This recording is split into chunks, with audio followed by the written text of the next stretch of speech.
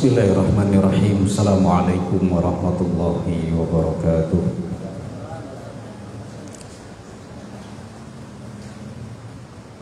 Alhamdulillahi rabbil alamin wa bihi nasta'inuhu ala umuri dunya waddin. Wassalatu wassalamu ala al-mab'uthi rahmatan lil alamin asyrafil anbiya'i wal mursalin Nabiyyina Muhammadin wa ala alihi wa sahbihi wa man ittaba'a hudahu wa salaka nahjahul qawim ila yaumiddin. Amma ba'd, fa ya rabbi zidni ilma warzuqni fahma. Rabbi shrah li sadri wa yassir li amri wahlul 'uqdatam min lisani yafqahu qawli.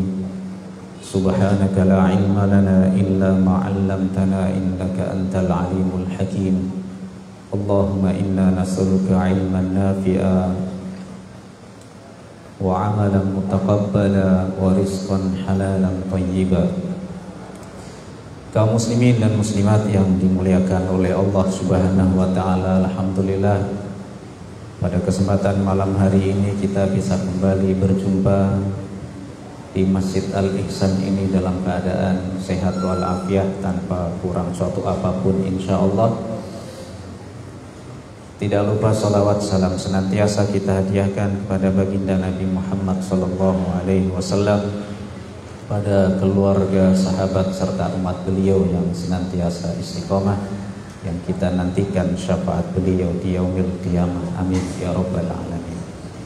Bapak Ibu sekalian yang dimuliakan oleh Allah, baik yang offline atau yang sedang online, pada kesempatan kali ini tema kita adalah tentang fikih ikhtilaf atau fikih perbedaan pendapat.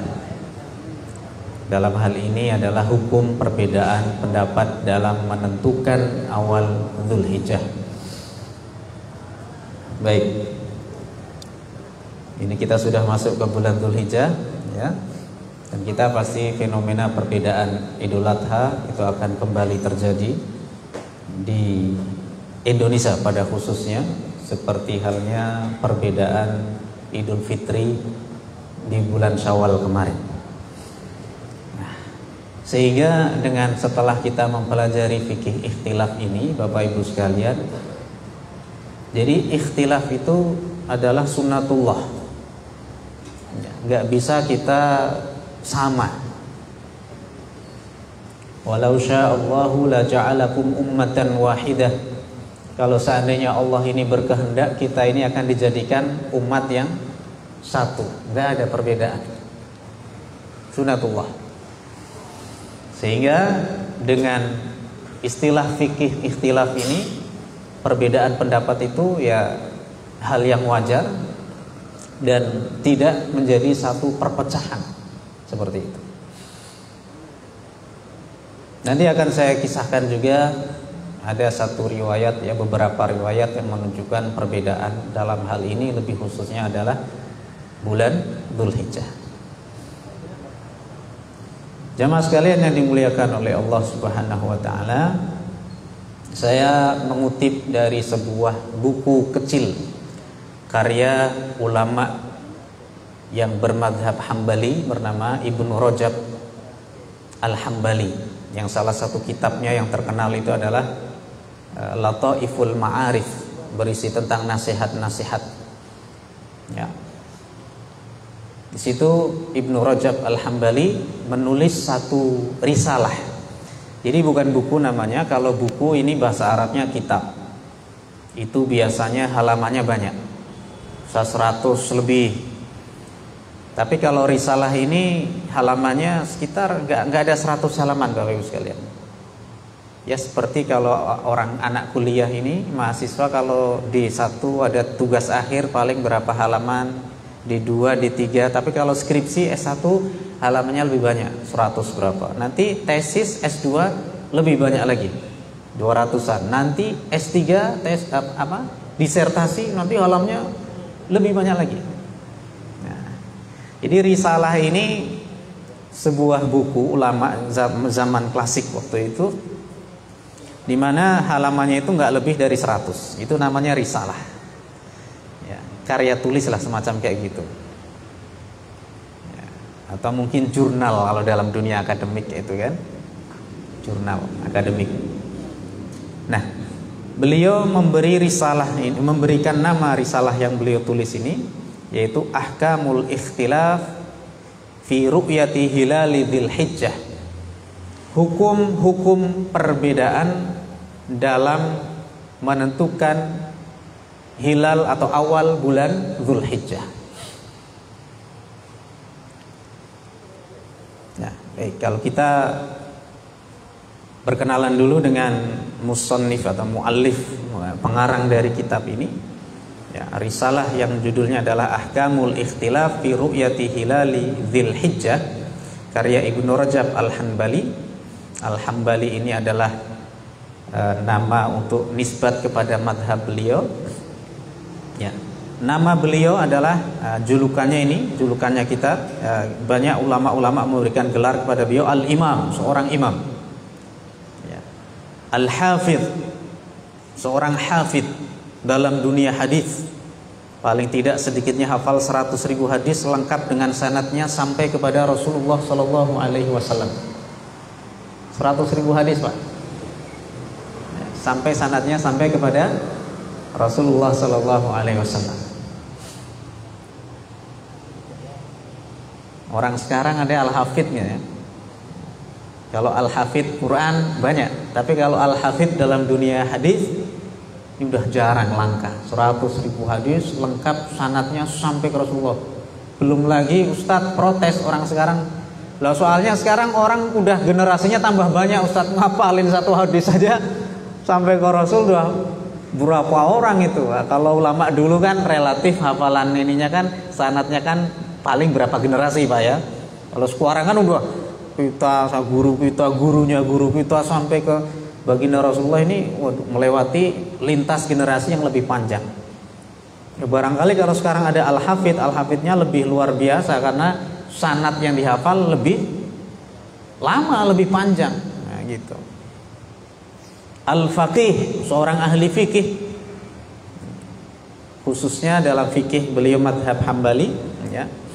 Al-wa'idh, seorang pemberi nasihat, ya, orang yang solutif, memberikan solusi kepada kaum muslimin, ya. Artinya kalau ada orang minta solusi, biasanya kita ada masalah, ya, datang ke ustadz, datang ke kiai, minta solusi gimana ini baiknya Pak Ustadz, Pak Kiai, ya.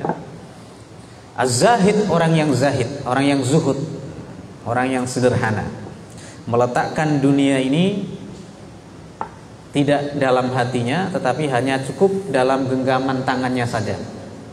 Nah, karena orang zuhud ini bukan berarti dia harus miskin, ya, tapi gimana kaya tetapi tidak sampai dunia ini merasuk, ya, sampai ke dalam hatinya, sehingga saking cintanya dunia sehingga melupakan kewajiban-kewajibannya kepada Allah Subhanahu wa taala. Abul Faraj, ya, bapaknya jalan keluar, Abul Faraj, ya, ini julukan Abul Faraj. Zainuddin, perhiasannya agama.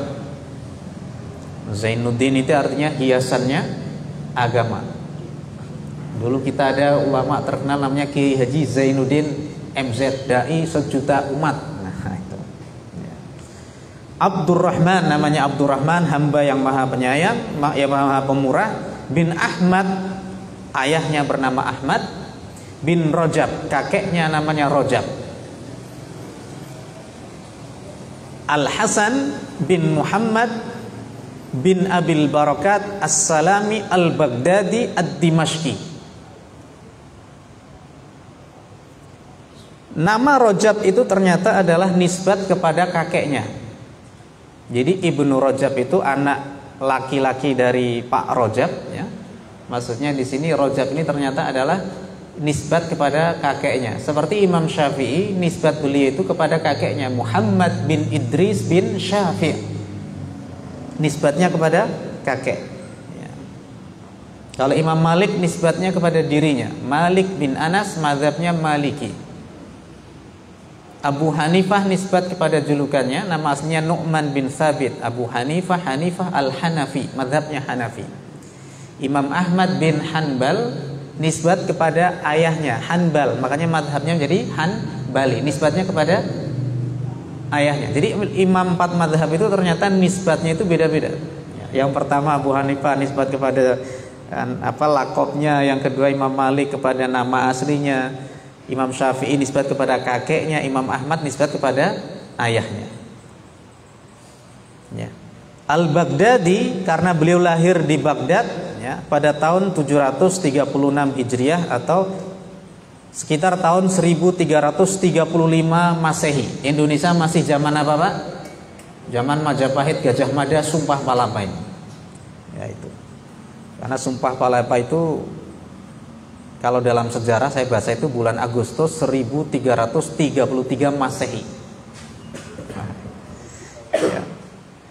Ini lagi Indonesia lagi masa Hindu Buddha ya, masih masa Majapahit. Kemudian maka nisbatnya kepada Baghdad, kota Baghdad namanya Al-Baghdadi. Pak Sobirin lahirnya di Pekalongan jadi Al-Pekalongani atau Keraton Al-Karatoni. Itu nisbat. Saya Ferry Batang Al-Batangi. Nah, kayak gitu. Ya, nisbat kepada tempat asalnya. Ad-Dimashqi karena beliau wafat di Damaskus. Ya, jadi lahirnya di Baghdad, beliau melalang buana cari ilmu ya, kesana sini. Ulama dulu itu kalau cari ilmu itu dari satu negara ke negara lain. Waktu itu belum ada paspor ya, jadi ya sedikit lebih mudah lah. Kalau sekarang kan repot, harus visa perpanjang, kalau mau memperpanjang harus datang disiasatin ke negara lain dulu biar nambah visa itu kan. Wafat di Damaskus, maka nisbatnya adalah Ad-Dimashqi 795 Hijriah atau sekitar tahun 1393 Masehi. Nah, dalam kitab risalah beliau ingin cerita pada kita semuanya. Yaitu apa? Pada tahun 784 Hijriah atau sekitar usia beliau itu 48 tahun sekitar. Ya. Terjadi mendung pada tanggal 29 Dzulqa'dah. Ya. Jadi tanggal 29 waktu itu terjadi mendung. Ya. Dan kita tahu bahwasanya ilmu hisab itu ya, kalau kita telaah ini ilmu hisab, ilmu falakan semakin satu abad ganti abad itu semakin mengalami kemajuan yang pesat. Termasuk sekarang ini ya luar biasa pesatnya. Itu bagian dari ilmu astronomi. Ya, semuanya orang pakai ilmu hisab sebenarnya. Ya, semua ormas semua pakai hisab. Cuman perbedaan kalau di Muhammadiyah itu hisab ini artinya sudah cukup, ya artinya wujudul hilal sudah ada, sudah ditentukan. Kalau yang lainnya kalau masih di bawah artinya 3 derajat. Kita berbicara fikih ikhtilaf itu berarti digenapkan tanggalnya menjadi 30 hari. Sebenarnya Pak, makanya kalau dalam 1 tahun antara NU Muhammadiyah yang lainnya non Muhammadiyah itu sebenarnya jumlah harinya sama. Cuman perbedaannya adalah menentukan tanggal 1 yang hilalnya kurang dari 3 derajat itu saja. Jadi kalau hari-harinya jumlah total harinya itu sama. Ya kembali sini tanya sama ya. Itu sama. Saya kalau pernah nggak rumahnya didatengin santri pakai peci, pakai sarung, assalamualaikum Pak, kalau ngapunten kalau badhe sadean kalender untuk biaya ini dari Pak Yai itu kan, dari itu belakangnya itu ada biasanya ada hasil ilmu falak, hasil hitungan itu kalau kita telah. Makanya tahun depan 1445 Hijriah saya baca di falak itu jadi memang betul Pak, akurasinya itu 99,9%. Itulah Masya Allah betapa telitinya ciptaan Allah. Yang kecil matahari bulan itu tidak akan meleset. 100 tahun kemudian itu sudah diprediksi jam sekian gerhana ini durasinya sudah ada. Melesetnya itu nanti kalau mau kiamat. Matahari terbit dari barat. Jadi benda-benda luar angkasa itu khususnya matahari bulan itu tepat gitu. Semuanya pakai hisab ya, artinya semuanya itu dasarnya pakai hisab. Nah, beliau bercerita saat beliau usianya 48 tahun ya, pernah terjadi mendung pada tanggal 29 Dzulqa'dah tahun 784 Hijriah. Padahal sebagian orang ada yang sudah melihat hilal ya, karena menggunakan metode ru'yah hilal, tapi sebagian lainnya belum melihat. Namun kesaksian yang melihat ini kemungkinan besarnya itu tidak sampai kepada seorang hakim atau penguasa, karena belum ada tempat pengintaian khusus ya, teleskop ini belum, kurang lebih seperti itu. Kalau sekarang kan udah canggih. Tidak sampai kepada hakim. Kabar itu Bapak Ibu sekalian baru tersebar kepada seorang hakim penguasa. Itu beberapa hari kemudian. Ini jadi masalah ini. Karena waktu itu ya informasi nggak kayak sekarang cepat gitu kan. Ini ada informasi ini langsung cepat kabar itu, Masya Allah. Akselerasinya ini, percepatannya luar biasa. Dulu itu ya orang harus harus memberikan informasi ya, ini harus naik kuda dulu ini ya, belum ada telepon ya, repot lah. Sehingga apa? Bagi yang tidak melihat ya hilal, karena tahu itu adalah ternyata kemarinnya itu sudah masuk tanggal 1. Nah, kita ini ternyata masih ibaratnya gini. Kita itu masih menganggap ini tanggal 3. Padahal ternyata kalau berdasarkan yang melihat itu sudah tanggal 4. Maka mendengar kabar itu orang pada takut puasa Arafah. Aku puasa Arafah kok jebol bodoh. Kayak gitu bahasanya, kayak gitu. Berdosa nanti saya. Nah, sehingga disinilah orang, terutama orang awam nih jadi khawatir. Ini saya nanti takut kena dosa. Nah, itu tahun 784 Hijriah. Sehingga apa? Melihat kasus di atas, Bapak Ibu sekalian ya. Gambaran dari kasus di atas ya, ini saya rekap, saya sadur dari Risalah Ibnu Rajab Al-Hambali, saya sederhanakan biar mudah ya kita pahami. Yang pertama ini faktor alam, yaitu karena mendung ya, tadi saya katakan. Tidak terlihat, satu di sini satu tempat terlihat, satu tempatnya tidak. Atau kesaksian, kemungkinan yang kedua nih, kesaksian yang melihat hilal ditolak karena orangnya mungkin tidak adil. Karena syaratnya ini orangnya harus adil, artinya amanah. Bayangkan, melihat hilal ini minimal orang dua orang. Ya, kalau Ramadan ada yang mengatakan cukup 1 orang, Ramadan 1 orang. Idul Fitri minimal 2, Idul Hijjah termasuk minimal 2 orang. Ternyata mungkin salah satunya yang melihat nih orangnya tidak dapat atau kurang dapat dipercaya, sehingga tidak diterima oleh seorang hakim. Kurang lebih seperti itu. Atau mungkin hanya 1 orang saja yang melihat hilal Dzulhijjah, ya tidak cukup ya, karena syaratnya berapa Pak tadi? 2 orang ya, Ramadan cukup 1 orang, Idul Fitri, Idul Adha minimal 2 orang. Makanya ada 2 pendapat tentang puasa Arafah. Bagaimana hukumnya puasa Arafah? Karena bisa jadi puasa Arafah ini yang tidak melihat seperti itu menganggapnya ini Arafah, ternyata bagi yang melihat itu sudah tanggal 10 Dzulhijjah. Gimana seperti ini?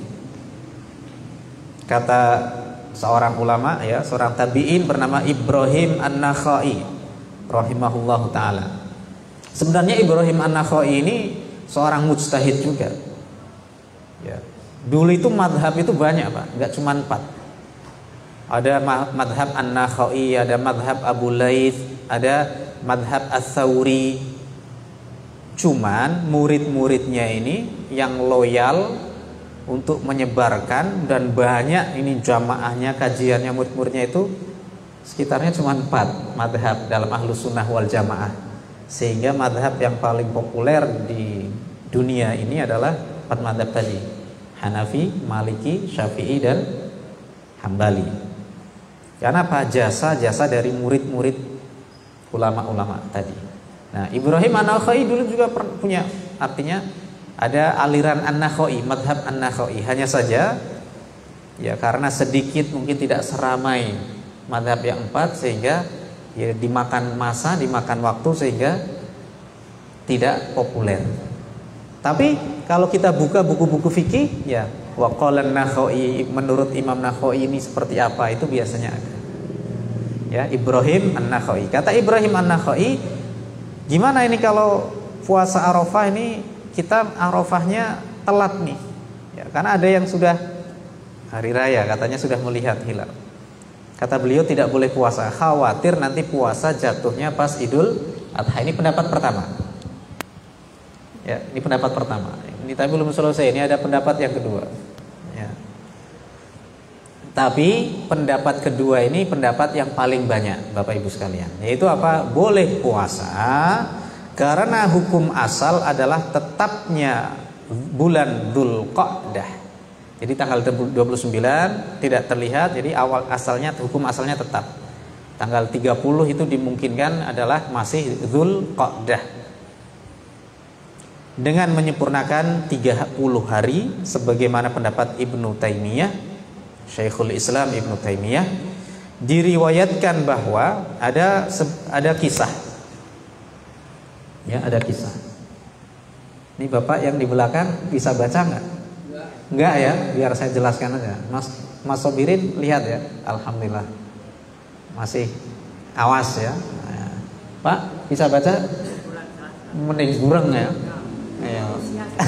Ya, ini sehat nih. Pendapat yang mengatakan masih boleh berpuasa meskipun ada yang sudah lebaran dahulu seperti itu adalah pendapat ini salah satunya digawang oleh Ibnu Taimiyah. Dan ini pendapat jumhur lah, bisa dikatakan ini pendapat mayoritas ulama, boleh puasa. Seperti nanti ini.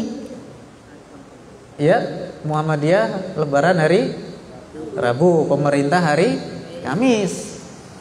Nanti nggak usah bilang, "Oh, nggak, ini kamu puasa di pas ini." Jangan, nggak usah itu ikhtilaf, nggak usah kita ini ikhlaf antar ini nggak usah. Jadi jangan merasa berarti yang rawat didosa sih, jangan seperti itu, Pak. Kita harus menggunakan adab dalam berselisih pendapat. Ya, jangan seperti itu. Jangan sampai ada yang seperti itu ya. Pesan saya ini.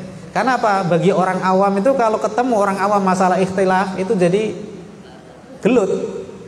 Tapi kalau ketemunya orang alim, ustadz ketemu ustadz masih mending adem, dongengan bareng ya, karo ngopi ya.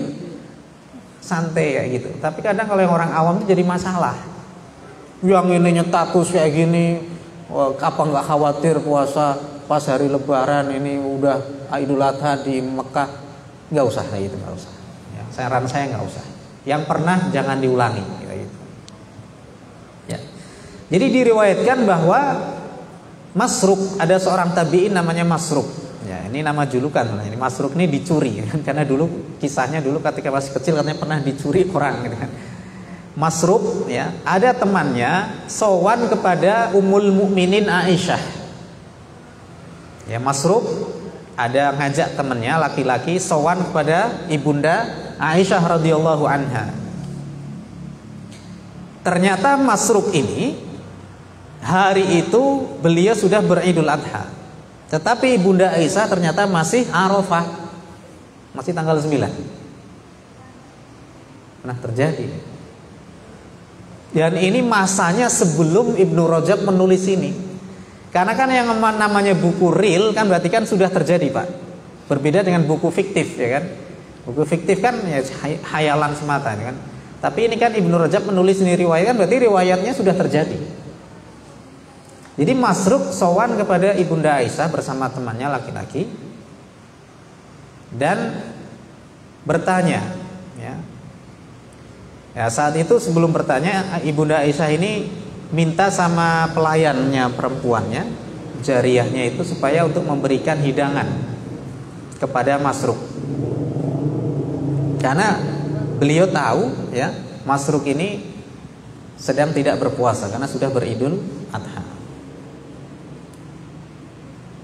maka didatangkan hidangan, ya. Dalam riwayat itu suwaik itu artinya kayak semacam bubur gitu ya. Bubur, ya. Nabi pernah bersabda, fadlu Aisyah ka fadli tharid fadlu Aisyah ala nisa ka fadli tharid ala sairit ta'am. Keutamaan Aisyah dibandingkan dengan wanita-wanita yang lain, kata Nabi, itu seperti keutamaan bubur dibandingkan makanan yang lain. Itu ada di hadis Tirmidzi. Jadi keutamaan Aisyah dibandingkan dengan perempuan-perempuan yang lain, istri-istri yang lain, itu seperti apa? Keutamaan bubur dibandingkan dengan makanan yang lain. Maksudnya apa, Pak? Zaman itu makanan paling komplit, 4 sehat 5 sempurna itu bubur. Makanan tuh belum macem-macem, ya. Nek wong saiki mosok si bubur, mosok bubur ki aku ora doyan bubur mamane itu kan. Maksudnya gini Pak, bubur itu kan, bubur zaman dulu kan pakai gandum ya, artinya makanan Nabi gandum dicampur dengan barangkali mentega, minyak zaitun, terus ada daging, potongan daging, ada sayur, sehingga apa? Lengkap gizi. Aisyah itu apa? Mudah dimakan, tinggal dilep. Bahkan orang yang nggak punya gigi pun taruhlah makan bubur ini ramah mulut ya gitu. Ya, jadi coba makan bubur kan tinggal ya ini udah enak kan. Apalagi kalau dagingnya udah dicincang, udah ini kan enak, udah menyatu dengan ini.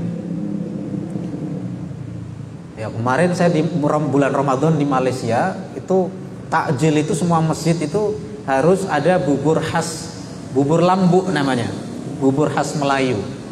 Yaitu tadi bubur, ada potongan dagingnya, ada apa ini kuah, apa sudah jadi bubur. Itu makanan, ya udah ada takjilnya bubur. Setelah itu ada makan besarnya nasi.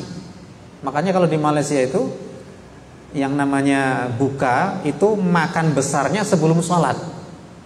Jadi sholatnya nanti agak ditunda sedikit. Jadi kalau di sini kan takjil dulu itu kan ya, enteng-entengan dulu, kolok, bubur, kacang hijau, kurma, komat, bar komat tembe, jupuk sego, makan sego. Itu kalau kita. Kalau sana enggak Pak, langsung makan. Nah, kayak gitu.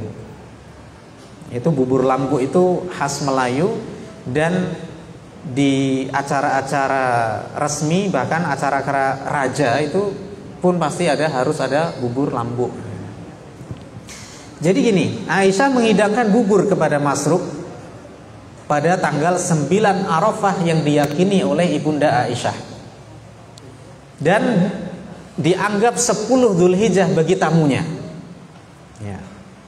Maka Masruq bertanya, ya, atasumina ya ummal mu'minin, adakah engkau sedang puasa wahai ummul mu'minin?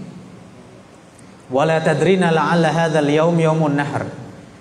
Dan bisa jadi engkau enggak tahu kalau hari ini ternyata adalah hari nahr, hari berkurban 10 Dzulhijjah. Intinya Masruq ini mau bilang enggak takut berdosa.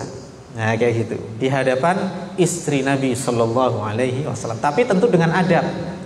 Wahai ummul mukminin,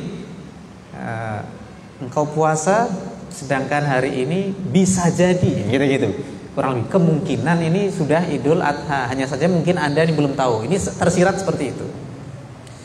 Maka Aisyah menjawab, al-adha yauma yudhahhin nas wal fitru yauma yuftirun nas. Ya, itu ada hadis Nabi, hari Idul Adha adalah hari di mana ramai orang ini berkurban, dan Idul Fitri adalah ramai orang ini makan-makan. Karena adha ini artinya kan kurban. Makanya Bapak sekalian, satu kata itu dengan kata yang lainnya itu ada korelasinya, ada kemiripan. Contoh, hari rayanya namanya Idul Adha. Adha ini artinya berkurban. Hewan yang disembelih namanya udhiyah. Udhiyah. Adha, udhiyah. Waktu menyembelihnya duha, waktu duha. Karena afdalnya menyembelih adalah di waktu duha, ketika matahari sudah naik. Khususnya ini tentunya syariatnya setelah sholat Idul Adha. Nah, di sini. Sedangkan Idul Fitri, Fitri itu artinya makan-makan, ya. adalah hari di mana orang ini makan. Nah, kayak gitu. Tempat kami wahai Masruq, Aisyah memberitahu bahwasanya tempat kami ini orang ramai Idul Adhanya adalah besok. Nah, kayak gitu. Sehingga Masruq pun artinya tetap menghormati menghargai apa yang disampaikan oleh Ibunda Aisyah. Ya. Jika ada yang melihat hilal Syawal tapi ditolak oleh hakim, gimana Bapak Ibu sekalian? Ini kemungkinannya. Kayak tadi kasusnya tadi. Satu, tidak berhari raya bagi yang melihat dan yang mempercayainya. Ya. Jadi ikut orang saja karena ditolak hakim. Tapi yang pendapat yang kedua, dia wajib berhari raya sendiri bagi yang melihat dan mempercayainya. Jadi kalau ada orang dapat melihat hilal ya, atau taruhlah Muhammadiyah sudah menentukan sesuai dengan hisabnya, maka menentukan hari rayanya meskipun berbeda dengan pemerintah, dan itu sudah mendapatkan izin dari pemerintah. Bersyukur Pak, alhamdulillah kita hidup di Indonesia. Di Malaysia itu nggak boleh Idul Fitri beda dengan raja. Kemarin saya mitra dengan selama Ramadan itu PCIM, Pimpinan Cabang Istimewa Malaysia. Saya tanya, Mas, teman-teman Muhammadiyah di sini bodone dinopo, saya bilang gitu. Yuk ikut raja Ustaz. Berarti Sabtu ya. Tapi ini Jumat itu ora poso. Melu PP Tarjih. Soalnya apa nek dina Jumat ngadake godo salat Id iso dicekel polisi. Ditanya, ini kenapa ini kok beza dengan raja? Tak boleh, tak dibenarkan, tidak diizinkan ya gitu. Nah, Indonesia juru bicara Kemenak sudah mengatakan kalau berbeda silahkan. Yang penting saling menghormati. Kayak gitu. Enak Pak urip nang Indonesia. Bodo wingi ana sing Jumat, ana sing Sabtu, bahkan sing Kamis Rebo pe ana. Ya. Nganggone pasang surut apa kae air laut ya. Oke lah, hisab itu rojih. Kuat. Ru'yah pun juga sama, rojih, kuat. Tapi kalau pasang surut air laut kok kayaknya ora sesuai kan gitu kan. Ya. Tapi tetap masih diizinkan pemerintah. Pemerintah kita ini demokratisnya luar biasa loh. Urip ning Malaysia ora iso berbeda kayak gitu karena raja, Pak. Karena Malaysia kalau nggak pakai kerajaan, Pak, Melayu ini tergusur dengan Cina, Pak. Kita itu makanya nek wong muslim mayoritas itu memang kalau kita berbicara idealitanya itu memang kerajaan. Bukan berarti kita mengatakan republik ini, enggak ya. Maksudnya idealitanya. Karena kalau nggak dibikin kerajaan itu biasanya nanti akan lama-lama tergerus oleh yang non. Kuala Lumpur itu isinya orang Cina. Cina itu udah 30%, belum orang Tamil Indianya. Makanya Melayu di sana yang baru cuma 50-an%, kalau tidak pakai kerajaan bisa tergusur, Pak. Makanya pakai sistem kerajaan. Ya, madhabnya satu, Syafi'i. Ya. Tapi ada yang agak-agak mirip Muhammadiyah di sana cuma satu negerinya, yaitu Perlis, yang perbatasan dengan Thailand. Itu satu-satunya negeri di sana yang mirip Muhammadiyah itu Perlis. Yang lainnya mirip NU. Nah, kayak gitu. Itu di Malaysia. Baik.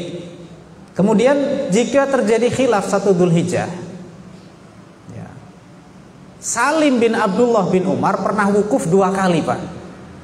Menyaksikan hilal, kemudian ini mempercayai hilal itu sudah nampak bagi beliau, tapi tidak dibenarkan oleh hakim. Sehingga apa, beliau mempercayai itu udah wukuf, nggak ada temennya wukuf.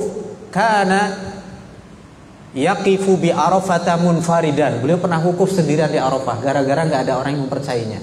Padahal Salim bin Abdullah bin Umar orang tulanan, dia orang main-main gitu. Akhirnya beliau wukuf sehari ini nggak ada temannya, besok ramai orang karena yang diakui oleh pemerintah. Bagi yang Idul Adha ya, wukufnya 2 kali, kata ulama masih wukufnya tetap sah.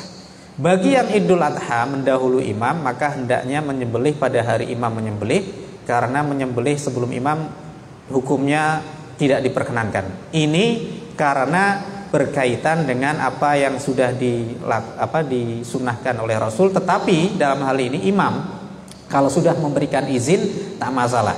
Contohnya gini, orang Indonesia saja kalau menyembelih tidak harus nunggu Pak Jokowi nyembelih dulu di Istiqlal. Karena apa? Istiqlal itu khutbah sama sholatnya lama, gitu kan. Jadi ini artinya sudah diberikan izin oleh pemerintah. Jadi nggak apa-apa. Cuman dulu kadang dimasukkan ke nuansa politis, Pak.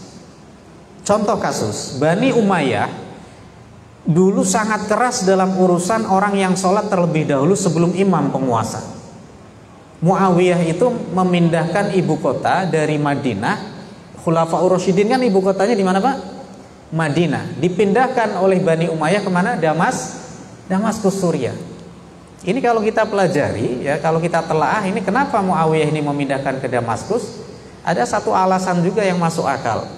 Karena Madinah bukanlah basisnya Muawiyah, ibaratnya bukan basis masanya Muawiyah. Cari tempat yang relatif lebih normal lah, itulah ya. Karena Damaskus kan taklukan.